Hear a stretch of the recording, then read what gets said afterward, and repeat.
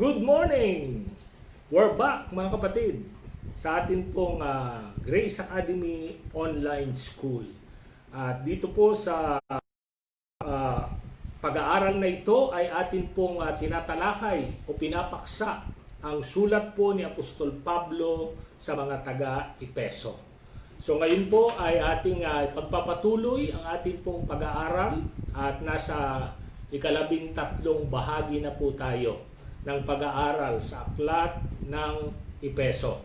So sa umaga pong ito ay simulan po natin ang ating gawain sa pamamagitan po ng isang panalangin. Ama naming Diyos, salamat po muli sa araw na ito na kami po ay patuloy na nakakaranas ng iyong katapatan, ng iyong kabutihan, ng iyong pagmamahal at ng iyong kagandahang loob. Salamat po sa panibago na namang sigla, kalakasan, mga pabor, mga pagpapala, mga biyaya na hindi kayang arukin ng aming kaisipan ang iyo pong patuloy na ipaparanas sa mga buhay po namin. Salamat din po sa iyong patuloy na gabay, proteksyon at pag-iingat. Ganon din po sa aming mga mahal sa buhay at sa amin pong mga kabuhayan. Salamat din po na sa umagang ito ay kasama namin ang banal na Espiritu na siya pong dakilang tagapagturo namin. We welcome you, O Holy Spirit, and thank you so much for guiding us into all truths today. In Jesus' name, this is my prayer. Amen and amen. Well, katulad po ng aking sinabi, tayo po ay nasa ika-13 bahagi na ng pag-aaral na ito at ang atin pong titignan at pag-aaralan po ngayon ay ang Kapitulo 4 ng Aklat ng Epeso mula po doon sa versikulo 17 hanggang 24. So simulan po natin ang ating pag-aaral mga kapatid. So pwede natin bigyan ito ng pamagat na out with the old, in with the new. Ibig sabihin, kinakailangan po yung mga sa mga buhay po natin ay mawala na. At yun pong mga bagong tinanggap natin ay mula sa Panginoon, ay yun po ang dapat nating lakaran, yun po ang dapat nating ibuhay. So simulan po natin ang ating pag-aaral doon sa verse 17 ng chapter 4 ng Aklat ng Epeso. And I'm reading from the King James Version, New King James Version. Ito po ang sabi, "This I say, therefore, and testify in the Lord, that you should no longer walk as the rest of the Gentiles walk in the futility of their mind." So, pag-usapan po natin ang ibig sabihin ni Apostol Pablo sa kanya pong sinulat na ito. Well, first of all, the therefore in this verse means based upon what Paul has already told them. So, ibig sabihin, kaya niya ngayon sinasabi, itong mga bagay na ito, mga kapatid, na siyang pag-aaralan natin, ay nakabase ito doon sa kanya ng mga unang sinabi. So, balikan nga natin yung ilang katotohanan na atin pong napag-aralan na dito sa pag-aaral na ito. So nakita po natin that Paul was telling the Ephesian believers to walk worthy of their calling. Sabihin, lakaran nila ng may karangalan, hallelujah, yung panawagan ng Diyos sa mga buhay po nila. And always remember that God's call for us is an heavenly calling. It is an upward calling. Then also, Paul talks about preserving the unity and peace. So ito po yung isa pang katotohanan na kanyang ibinahagi doon po sa iglesia sa Epeso na kung saan ay panatilihin nila. Huwag silang gumawa para magkaroon ng pagkakaisa, kundi panatilihin lamang nila yung pagkakaisa at kapayapaan. And also thirdly, he talks about building up the body of Christ. At yan po ay napag-aralan natin, I think, nung nakaraan. That's why God gave gifts to His church, mga kapatid. Hallelujah! Na kung saan ay nakita po natin na bawat isa ay mayroong kaloob, mayroong talentong tinanggap sa Panginoon, pero yon ay hindi para sa sarili lang natin. kundi para yon sa pagpapatibay, pagpapatatag ng katawan ng ating Panginoong Jesucristo. And then he also talks about the mature, mga kapatid.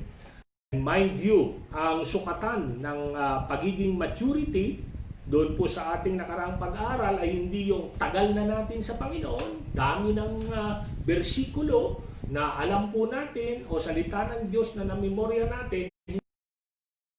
Ang batayan ng maturity is none other than the Lord Jesus Himself. So yun po yung ilang mga bagay na pinaksa po ni Apostol Pablo doon sa kanyang mga unang sinulat sa mga. And then, so dito, pinapakita niya ngayon, continue on that, the Ephesian believers must not walk, talk, nor act like unsaved Gentiles. So we all know that the Ephesian believers are formerly Gentiles. Sila rin po dati ay mga pagano. Ibig sabihin ng pagano, mga taong walang Diyos, mga kapatid. Mga taong hindi born again. So, pinapaalalahanan niya ngayon itong mga mananampalataya sa Efeso na dahil kayo ngayon ay kayo ngayon ay mga ligtas na, kayo ngayon ay mabuhay, kayo ngayon ay magsalita, kayo ngayon ay kumilos hindi katulad ng mga taong walang Diyos o katulad ng mga pagano. And I believe this is also true for us believers today. Hallelujah. Bilang mga mananampalataya ng ating Panginoon ay dapat mamuhay din po tayo ng kakaiba. We live differently. Huwag po tayong mabuhay na puno ng pag-aalala. Huwag tayong mamuhay na puno tayong magsalita ng mga negatibong salita, mga kapatid. Huwag din tayong umasal ng asal ng hindi mananampalataya.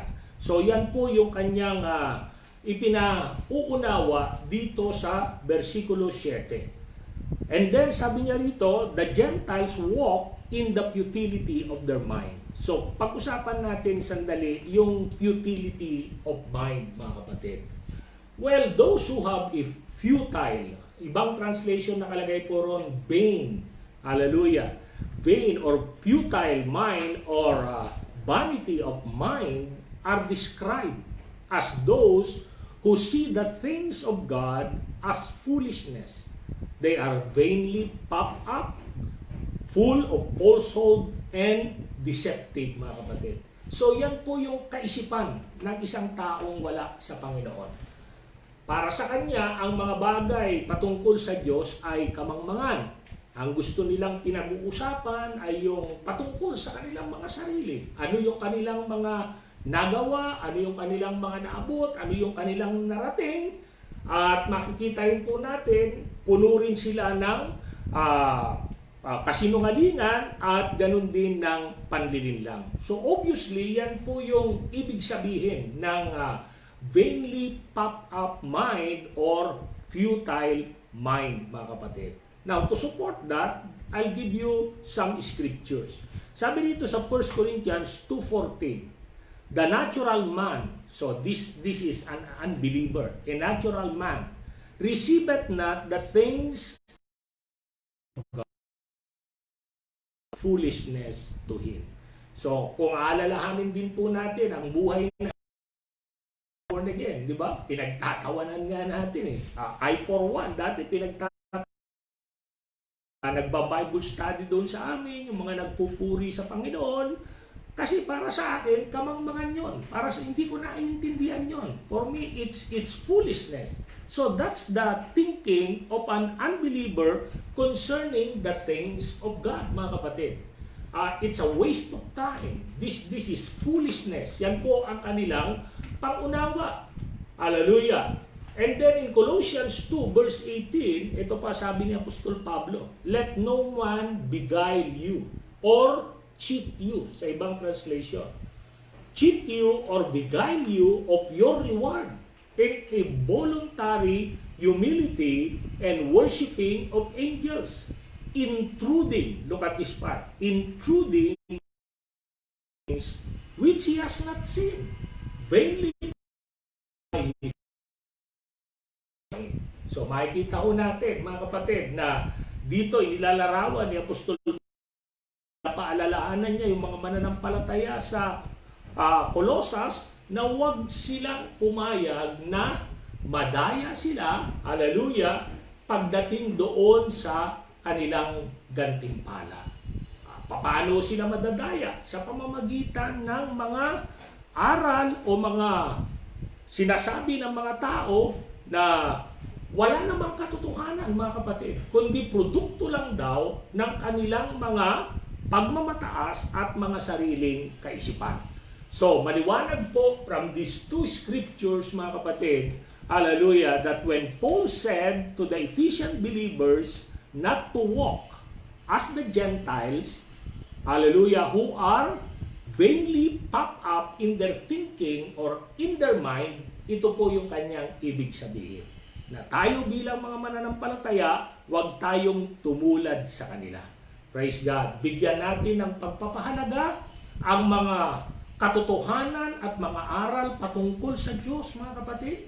At ito yung higit nating bigyan ng panahon, bigyan ng importansya sa buhay natin kaysa sa anumang mga bagay. Praise God for that. And then we go now into verse 18. So dito sa verse 18, you will see three things. Tatlong ibinubunga ng isang taong hindi kumikilala sa Panginoon at ang kanyang kaisipan, hallelujah, ay nagmamalaki laban sa ating Panginoon. Ano po ang sabi rito? Verse 18, they are darkened in their understanding. That is number one. Second, they are alienated from the light of God. Take note, because of the ignorance that is in them due to the hardness or to their hardness of heart. So tatlong bagay po ang pinakita rito ni Apostol Pablo na nagiging resulta o nagiging bunga sa buhay ng mga taong hindi kumikilala sa ating Panginoon. Isa-isahin lang po natin ito para mas lalo nating ma-appreciate ang bahaging ito ng salita ng ating Panginoon. So, walking in the vanity of our minds lead to these things. Ano-ano po yun? One, darkened understanding. Ano ibig sabihin ng darkened understanding? It simply means no comprehension, no discernment, and no na mga pang-una, kapatid. Sa totoo lang, hindi sila makaintindi,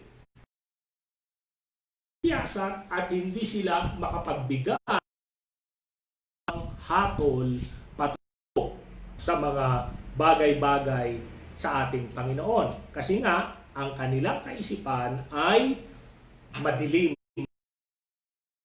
nadidimlan. Hallelujah. At alam mo natin na ang nagtatalokbong sa atin, ang bumubulag sa tao para hindi niya makita ang kaluwalhatian ng Ebanghelyo ng ating Panginoong Hesus ay walang iba kundi yung sinasabi ni Paul na the God of this world has blinded the minds of those talking about the devil, mga kapatid. So, yung po palang mga tao na wala pa sa Panginoon, binubulag sila ng kaaway. Kaya hindi sila makaintindi. Hindi sila magkaroon ng tamang pagsisiyasat at tamang paghatol pagdating sa mga bagay ukol sa ating Panginoon. Pangalawa, sabi ko rito, they are separated from the light of God. So ito pa po ang isang niriresulta.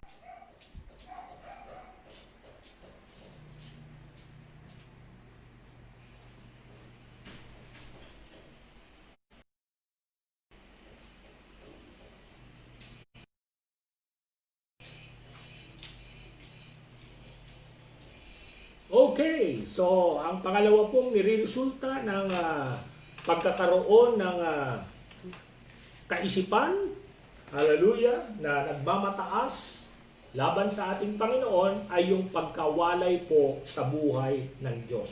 Separation from the life of God. But we have to understand that separation wasn't God's choice. Hindi po kailanman nilayon ng Diyos, hindi kailanman niloob ng Diyos na ang tao ay mahiwalay sa Kanya. Maputol ang ugnayan sa Kanya. Kitang-kita po natin yan doon sa aklat ng Genesis. Kaya nga, nung dinala niya ang tao doon sa harap ng dalawang puno, anong sabi ng Panginoon? Huwag mong kakainin ang bunga ng pagkaalam ng masama at mabuti. Ibig sabihin, binibigyan niya ng clue yung tao na ang kainin niya ay yung bunga ng puno ng buhay. Kasi nga ang gusto ng Diyos, ang tao ay kanyang makapiling, makasama, magpakailanman. So we have to, kapatid. Hallelujah. So bakit ang tao nawalay sa Diyos? Simple lang po. It is the ignorance within the unbelievers that separates them from the life of God. So if God did not choose man to be separated from Him, so ibig lang sabihin, tao ang pumili nito. At bakit ito ang pinili ng tao? Dahil po doon sa kanilang kamangmangan. Sabi ho ng banal na kasulatan, it is because of their ignorance, mga kapatid. Hallelujah. In that ignorance, hallelujah, separates them from the life of God. Kaya nga, nung si Jesus dumating, ang sabi, He is the wisdom of God. Binibigyan niya ngayon ang tao ng karunungan, mga kapatid, hallelujah, upang mamili sila ng tama. So that they can make the right choice sa mga buhay po nila. Praise God. And thirdly, ang isa pa hong niriresulta ng vanity of mind is hardness of heart. Yun pong hardness of heart ay galing po yan sa salitang Grego na porosis. Na kapag ka ito po ay sinalin natin sa English, it means blindness, pagiging bulag, as a covering with a kalos. Yan. So alam mo natin, yung kalyo, yan o ay isang matigas na balat, mga kapatid. So ganyan daw po ang ginagawa, hallelujah, ng pagkakaroon ng vanity of mind. Binibigyan, nilalagyan ng kalyo yung atin pong mga puso para hindi na tayo makadama, hindi na natin ma-appreciate yung pagmamahal ng Diyos sa atin, mga kapatid. Ibig sabihin, maging manhid tayo. Mawalan tayo ng pakiramdam patungkol sa mga katotohanan, hallelujah, na nagsasabing tayo ay mahal ng Diyos, tayo ay pinagmamalasakitan ng Diyos. So, a man with a hard heart cannot appreciate those things, mga kapatid. Why? Because his heart kalos. Yun o ang sabi ng banal na kasulatan. We go now to verse 19. Sabi o doon sa verse 19, having lost, eto matindi mga kapatid, having lost all sensitivity. Yun ang word dito na sensitivity, sa ibang translation ay lasciviousness. At babalikan ko yun mamaya. They have given themselves over to sensuality so as to indulge in every kind of impurity, and take note of the last part, with a continual lust for more. Grabe yung degradation, di ba? Yung depravity na nangyayari sa isang tao na hiwalay sa ating Panginoon. So ito yung ipinapaalala ni Apostol Pablo sa mga taga-Efeso na dati nilang kalalagayan. Ito yung sitwasyon nyo dati. Hallelujah. Pero kayo'y kinahabagan ng Diyos. Yan. Kaya nga sabi niya, huwag nyo na itong babalikan, huwag nyo na itong lalakaran.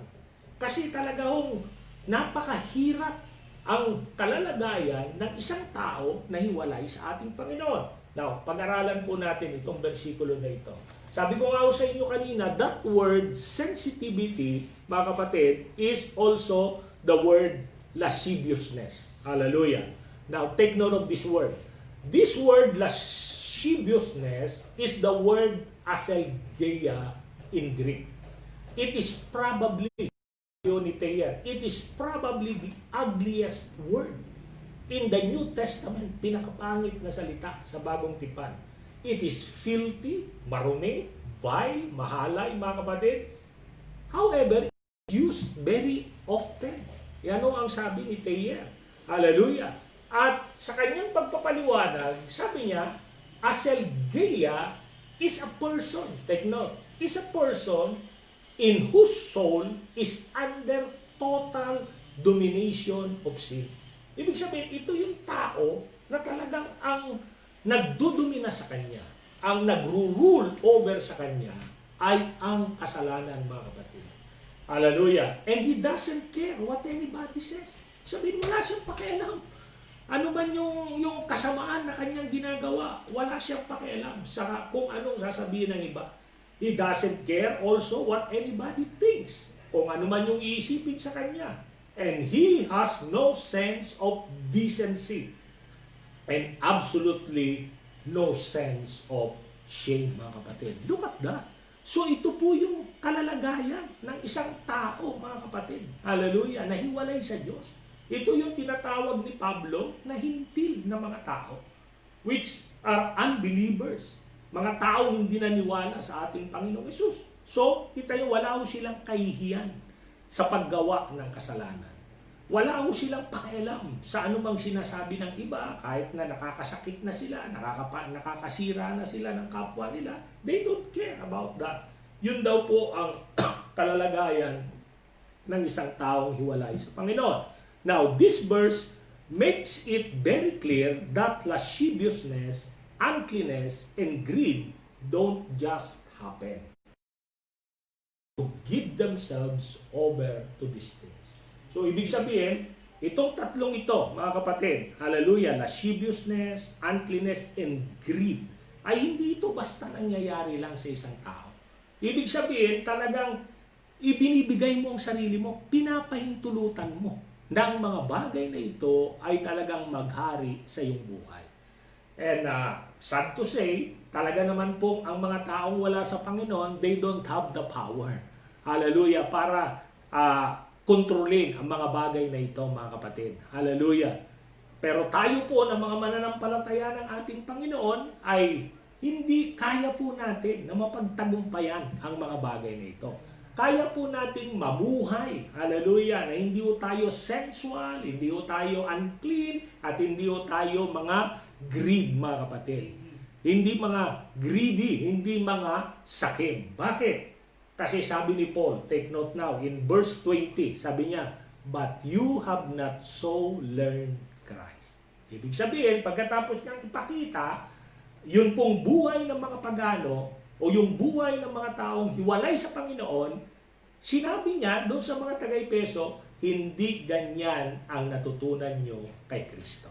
Hallelujah. If indeed you have heard Him and have been, taught by Him, as the truth is in Jesus, that you put off concerning your former conduct, the old man which grows corrupt. Look at that. According to the deceitful lust, and be renewed in the spirit of your mind, and that you put on the new man, which was created according to God in truth, righteousness, and holiness. So ito po yung nauling 4 na talata na ating pag-aaralan. So isa-isa verse 20 sa New Living Translation, ganito po ang pagkakasabi. But that is not what you learn about Christ. So ano yung tinutukoy dito ni Apostol Pablo na hindi yan ang inyong natutunan kay Kristo? Yun po yung mga naunang mga talata na pinag-usapan po natin. Ibig sabihin ni Apostol Pablo, mga kapatid, hallelujah, hindi yan ang itinuro ko sa inyo. Hindi ko kayo tinuruan na mamuhay katulad ng mga hintil. Ang itinuro ko sa inyo ay mamuhay kayo ng kalugod-lugod, hallelujah, at karangal-rangal para sa ating Panginoon. So yun po yung ibig niya sabihin dito sa verse 20. Nung sabihin niya na hindi ganyan ang natutunan nyo kay Kristo. Same thing with us, mga kapatid. Hallelujah. Hindi po tayo tinuruan nung tayo ho'y ma-born again o nung tayo ho'y maging mga anak ng Diyos na mamuhay katulad ng isang hindi mananampalataya.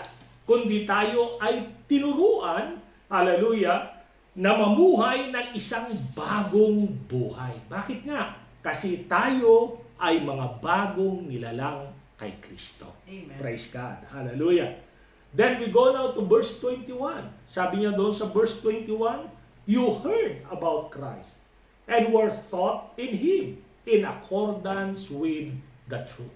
Take note of that. Now, I want to read this in the paraphrase version para mas ma-appreciate ninyo kung ano yung sinasabi rito ni Apostol Pablo. So, basahin natin sa paraphrase. Ito po sabi, you did hear Jesus. Narinig nyo nga si Jesus, hindi ba? You were taught by Him, weren't you? The truth is in Jesus. And look at this part.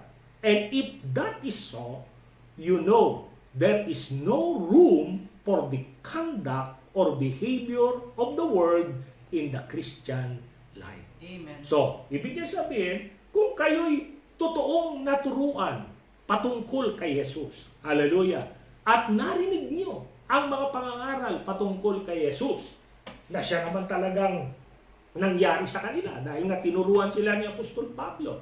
Sabi niya rito, ang katotohanan ay na kay Jesus. Amen. Praise God. Hallelujah. At kung yan ay totoo, sabi niya, walang lugar. Take note. Walang lugar ang pag-uugali, ang pamumuhay, ang asal ng mundo o ng mga unbeliever sa buhay ng isang Kristiyano. Amen. So take note of that, mga kapatid. Ibig sabihin, bilang mga mananampalataya ng Panginoon, bilang mga bagong nilalang kay Kristo, dapat ang nakikita sa atin ay yung buhay ni Kristo. Amen. Dapat ang nakikita sa atin ay yung bagong buhay na tinanggap natin. Wow! Praise God. Now we go to verse 22. Sabi niya rito, you were taught with regard to your former way of life, to put off your old self, which is being corrupted by its deceitful desires.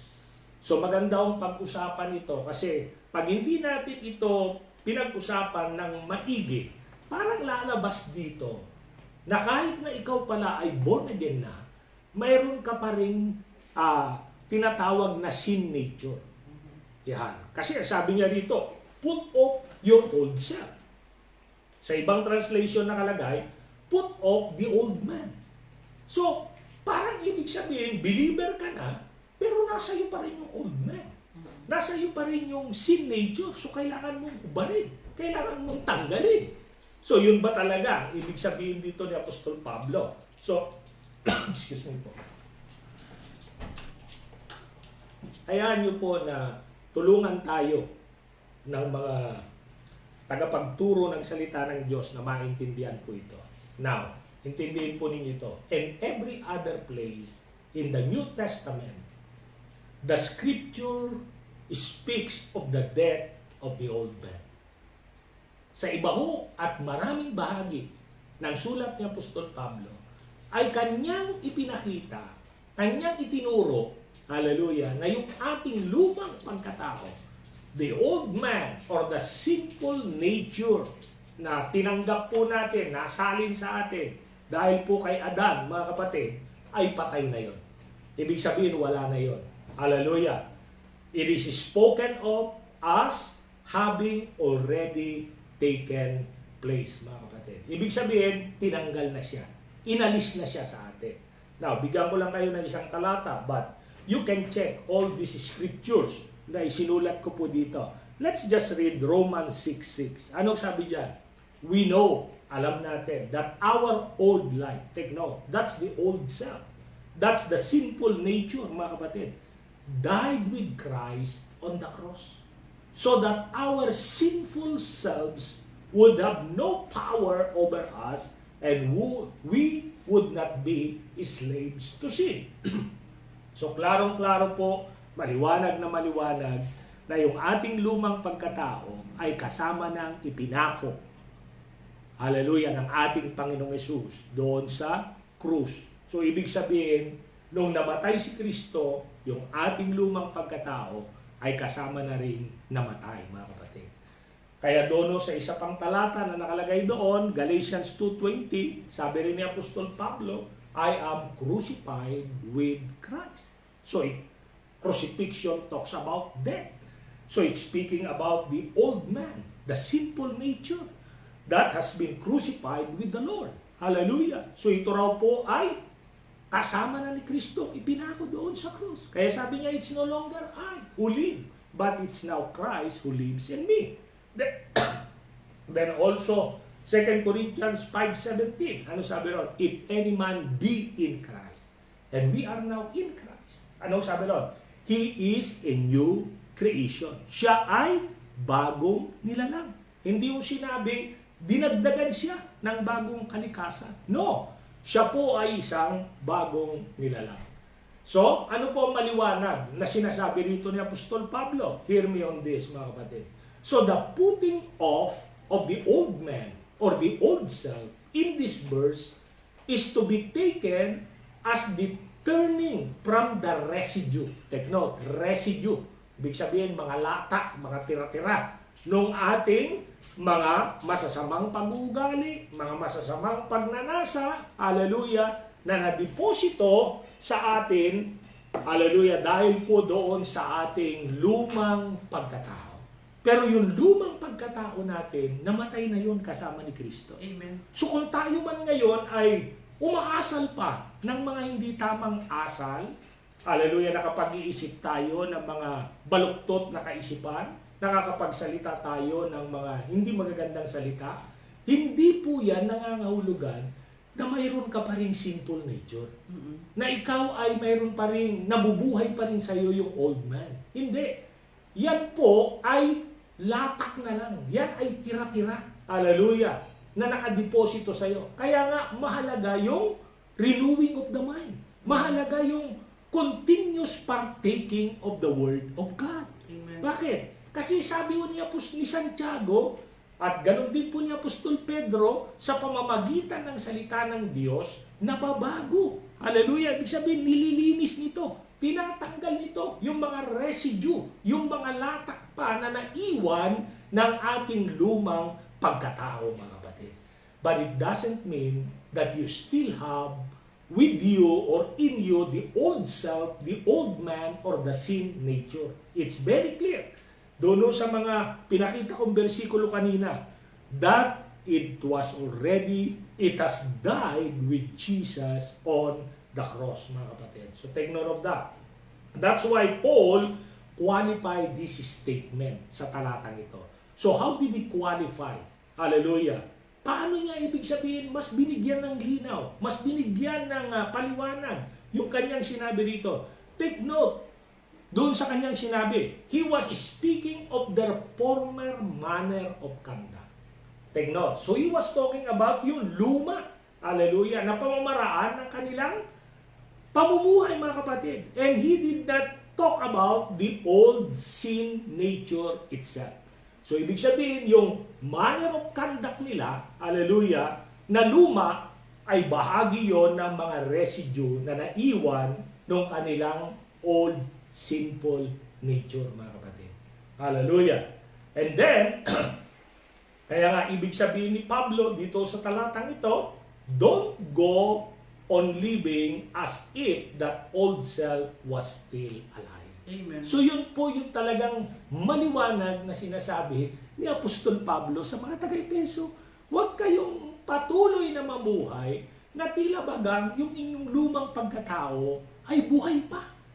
At nandyan pa sa inyo. Sabi niya, hindi ganoon. Hindi yun.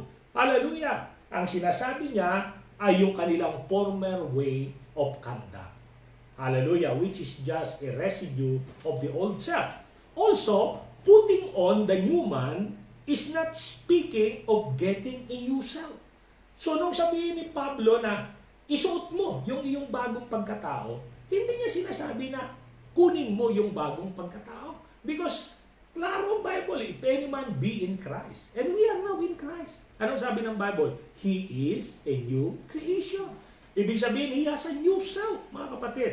Hallelujah. So, nung sinabi ni Paul that put on the new man, hallelujah, he simply means this, that we must let the new self manifest and dominate our actions. Amen. Ibig sabihin, yung bagong pagkatao mo, hallelujah, na nilikang katulad ni Kristo ay mahayag.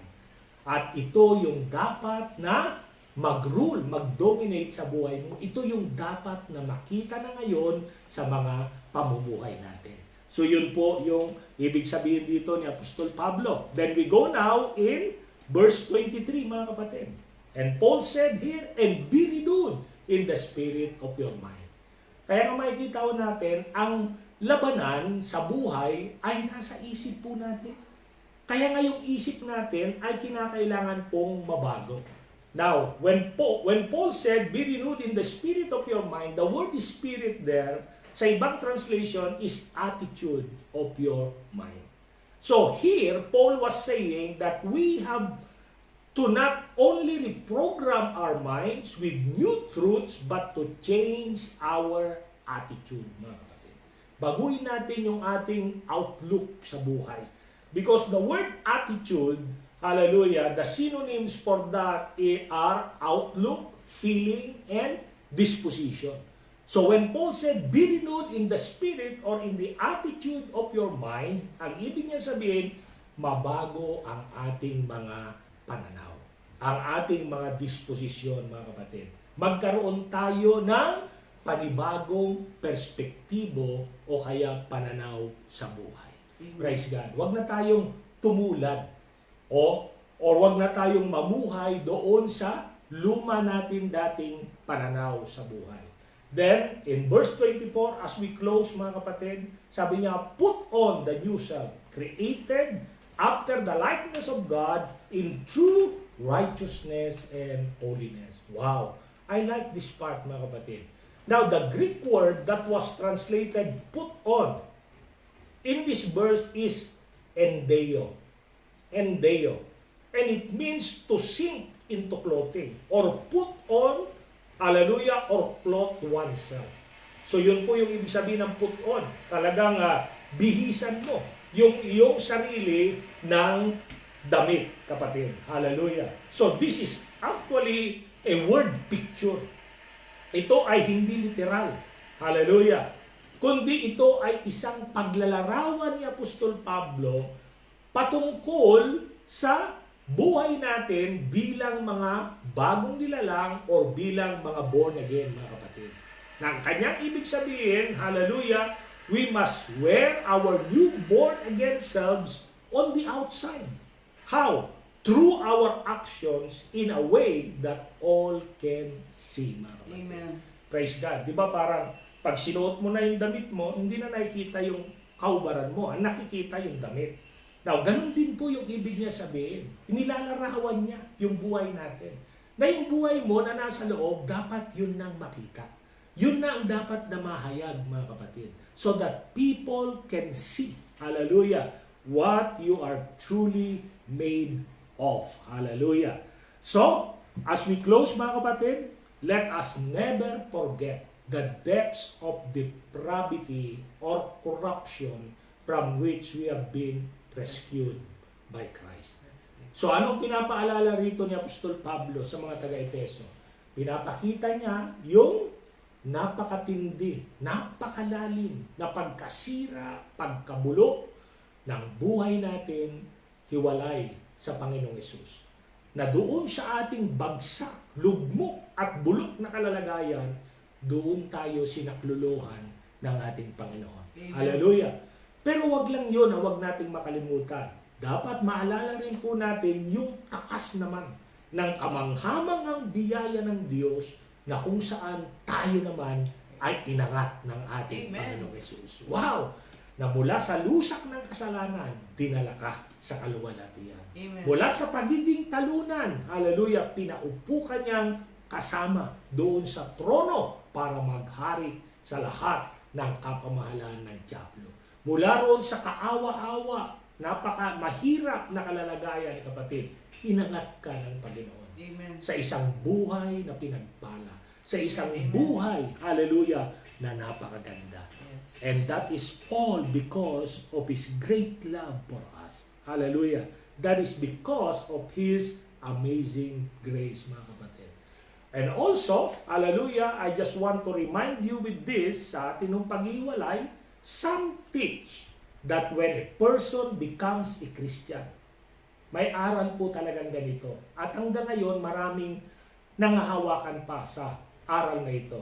Sabi nila, pagka isang tao raw ay naging Kristiyano, ito ang nangyari. God gives him something new. Binigyan siya ng Diyos ng isang bagay na bago. Karagdagan doon sa kanyang lumang pagkatao. So, ibig sabihin, mayroon silang dual nature. Yung Christ nature at saka yung sinful nature. Pero ano ba talagang aral ng Bible? Now, listen to me, mga minamahal kong estudyante. But according to the Word of God, we are brand new creation. Amen. Yan ang maliwanag na deklarasyon ng banal na kasulatan. If any man be in Christ, he is a brand new person. An SPC that never existed before. So, our new life isn't a matter of addition. It's a total or complete transformation. Amen. Kaya ang buhay natin, hindi dinagdagan. Kundi ang buhay natin talagang nag-undergo ng kumpletong transformasyon. Parang yung mula doon sa caterpillar na nag-undergo ng transformation na siya'y naging isang napakagandang paru-paro, mga kapatid. Hindi mo na makita yung caterpillar sapagkat ang nakikita mo na ngayon ay isang napakagandang paru-paro. Amen. Ganyan din ang buhay natin kay Kristo. Hallelujah! Buhay natin dati makasalanan, madilim, walang pang-unawa, mga kapatid, lugmok sa kasamaan, hallelujah, punong-puno ng sensuality and lasciviousness and greed, hallelujah, but because of Christ, we have been totally and completely transformed, hallelujah, and we are now living in true holiness and righteousness. And it's all because of what Christ has done na siya naman po natin pinaniwalaan at ngayon ay nilalakaran at ibinubuhay. Amen. Wow! Purihin ang Panginoon, mga kapatid. I hope you have been truly blessed sa ating pong pag-aaral na ito. Hallelujah! And always remember, it's only Jesus, mga kapatid. Hallelujah! God bless you all and see you again this coming Friday. God bless you.